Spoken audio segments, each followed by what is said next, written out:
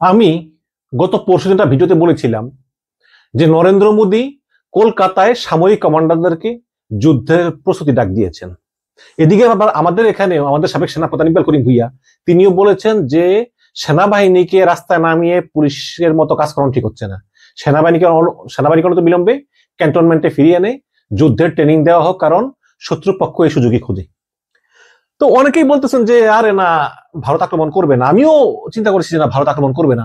আমরা দেখেছি যে ভারত এর আগে হায়দ্রাবাদ বা সিকিম বা বিভিন্ন জায়গা দখল করার আগে তারা বয়ান তৈরি করে, যেখানে হিন্দু নির্যাতন হচ্ছে, এই হচ্ছে সেই হচ্ছে, করে একটা পরিস্থিতি তৈরি করে। এবং আমরা দেখি যে হাসিনা পালিয়ে যাওয়ার পরে ভারত অনবরত হিন্দু নির্যাতন বলেই আসছিল, এবং ইদানিং একটু কমছে, কারণ তারা সুবিধা করতে পারতেছিল না। আবার চট্টগ্রামে মার্কিন সৈন্যরা ট্রেনিং দিচ্ছে বাংলাদেশ সেনাদের। এটা কিন্তু শেখ হাসিনার আমল থেকেই গত 10 বছর ধরে হয়ে আসছে। সেম থিং, তারা প্রতিবারই চট্টগ্রামে যায়, রেডিসন হোটেলে ওঠে, ওখানে ট্রেনিং করায়, করিয়ে চলে যায়, সিলেটে যায়, ট্রেনিং করায়, করে চলে যায় প্রত্যেকটা বছর। এবং এই ইউনূসের আমলে কিন্তু দুইবার, ইউনূসের আমলে গত সেপ্টেম্বরে ছিল একবার, এই সেপ্টেম্বরে আরেকবার। এইটা নিয়ে ভারতে অনবরত তোলপাড়। সকল ভারতের রাজনীতিবিদরা বলে ওরে গেল বাংলাদেশটাকে আমেরিকা নিয়ে গেল। কিন্তু হাসিনার আমলে তারা এসেছিল, তখন হাসিনার সঙ্গে আমেরিকার সম্পর্ক এত খারাপ ছিল, কারণ আমেরিকা চায় গণতন্ত্র, হাসিনা চায় না। আমেরিকা চায় বিএনপিকে নিয়ে ভোট, হাসিনা চায় না। এই কারণে আমেরিকার সঙ্গে হাসিনার সম্পর্ক এত খারাপ ছিল।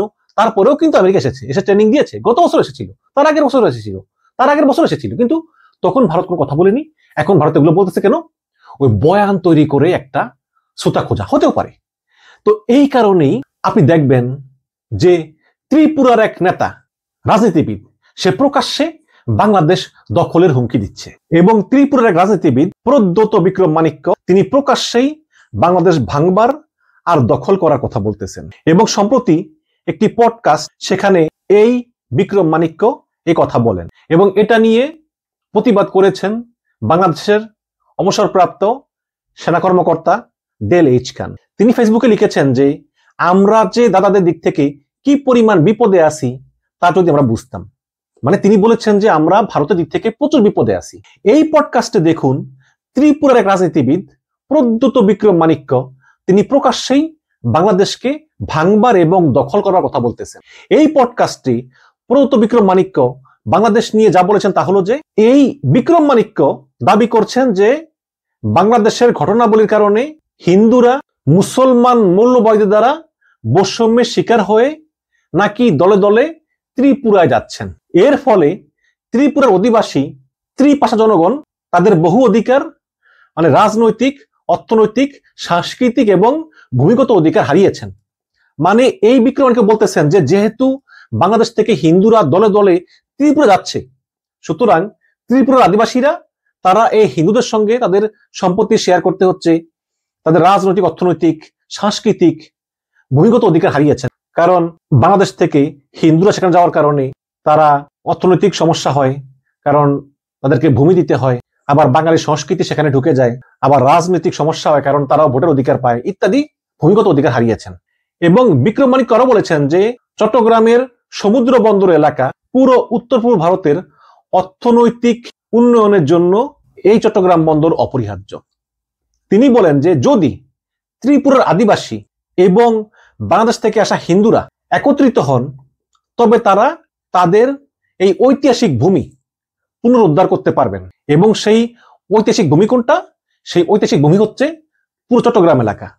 এবং এইটা যদি তারা দখল করতে পারেন, তাহলে এই যে এই ভারতের যে 7টা রাজ্য, এগুলো কিন্তু ল্যান্ডলকড, এদের কোনো সমুদ্র বন্দর নাই। যদি চট্টগ্রামটাকে দখল করে নিয়ে এর সঙ্গে যুক্ত করা যায়, তারা একটি সমুদ্র বন্দরও পেয়ে যাবে। আর বাংলাদেশ ওই মংলা বন্দর দিয়ে তাদের কার্যক্রম চালিয়ে নিতে পারবে। চট্টগ্রাম, কক্সবাজার, পার্বত্য চট্টগ্রাম এগুলো হয়ে যাবে ভারতের অংশ। এবং শুধু তাই নয়, বাংলাদেশ থেকে ভূমি দখল করে, মানে পার্বত্য চট্টগ্রামকে আলাদা করে গ্রেটার ত্রিপাল্যান্ড, অনেকটা আর কি ওই জুমল্যান্ডের মতো, চাইছিল না ওই যে সন্তুলার মা জুমল্যান্ড করতে, এটা জুমল্যান্ড না, এটা হচ্ছে গ্রেটার ত্রিপাল্যান্ড করে একটি নতুন রাষ্ট্র করতে চান। এবং তিনি এও বলেছেন যে ভারত যদি পরাশক্তি হতে চায়, তাহলে বাংলাদেশের মতো ক্ষুদ্র দেশের কোনো উস্কানি সহ্য করা চলবে না। তিনি সতর্ক করেছেন যে বাংলাদেশে খুব শীঘ্রই একটি ভারত বিরোধী সরকার ক্ষমতায় আসতে পারে এবং ভারতকে আগে ভাগেই এবারে ব্যবস্থা নেওয়ার পরামর্শ দিয়েছেন। বিক্রম মাণিক্য আরো বলেছেন যে ইউনূস নাকি উত্তর পূর্ব ভারতকে চিকেন নেক বলেছেন। সুতরাং ভারতের উচিত চট্টগ্রাম বন্দরকে দখল করে নিয়ে ইউনূসকে শিক্ষা দেওয়া। তো ডেলিজ খান বলেছেন যে বাংলাদেশ ত্রিপুরায় কোনো সমস্যা তৈরি করেনি। আমরা 1971 সালে নিজের রক্ত দিয়ে স্বাধীনতা অর্জন করেছি। যে পারে সে পারে, কিন্তু আপনারা পারেন নাই। আপনারা ত্রিপুরাবাসী হয়ে আপনারা ভারতের অধীনস্থ হয়ে আছেন, ভারতের গোলামি করতেছেন, এবং আপনারা জয় হিন্দ বলে ভারতের ধুতির নিচে ঢুকে পড়লেন আর জমি জমিদারি হারালেন। আর এখন আপনারা বাংলাদেশের দিকে নজর দিচ্ছেন, খালি এসেই দেখেন কি করি। এবং আপনাদের 7 সিস্টার ভারতের 7টা রাজ্য, এই 7টা রাজ্যের বাঁচার জন্য নাকি চট্টগ্রাম বন্দরটা ওদের চাই। এবং হাসিনার আমলে তো গৌতম আদানি মিরের সরাইতে 900 একর জমি কিনে ভারতের মামার বাড়ির আবদার প্রায় হাসিলই করে ফেলেছিল। এবং হাসিনা এতদিন ক্ষমতা থাকলে কিন্তু ওটা হাসিল করেও ফেলতো। কিন্তু এখন যদি নিতে হয় তাহলে তো দাদু যুদ্ধ করে নিতে হবে, এটা ডেলিজ খান বলতেছে যে যদি চট্টগ্রাম নিতেই হয় আপনাদের তাহলে যুদ্ধ করে নিতে হবে।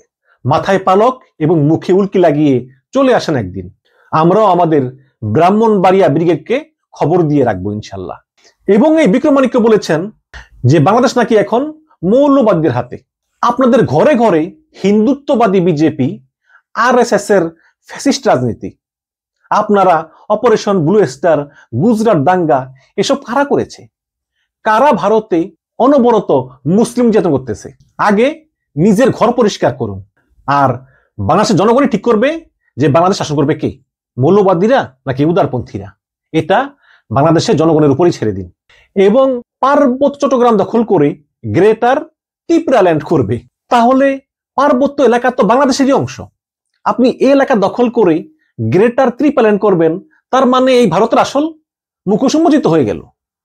ভারতের একজন নেতা তিনি এসব কথা বলতেছেন এবং তার বিরুদ্ধে ভারত কোনো ব্যবস্থা নিচ্ছে না। এখন ভারত যদি মনে করে যে হায়দ্রাবাদ সিকিমের মতো একই কাজ এখানে করবে, সেটা ভারত পারবে না।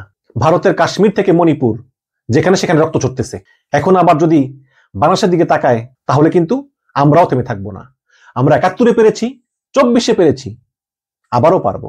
আবার এই বিক্রম মাণিক্য বাংলাদেশকে ফেইল্ড স্টেট বলে কটাক্ষ করেছেন, মানে বাংলাদেশ নাকি ব্যর্থ রাষ্ট্র। আরে বেটা, বাংলাদেশ আজ গ্লোবাল গার্মেন্টস পাওয়ার, রেমিটেন্সে টপ 10 দেশ, এবং ভাঙ্গাচুরা বঙ্গবল্টু মার্কা হলেও আমাদের আকাশে একটি স্যাটেলাইটও আছে।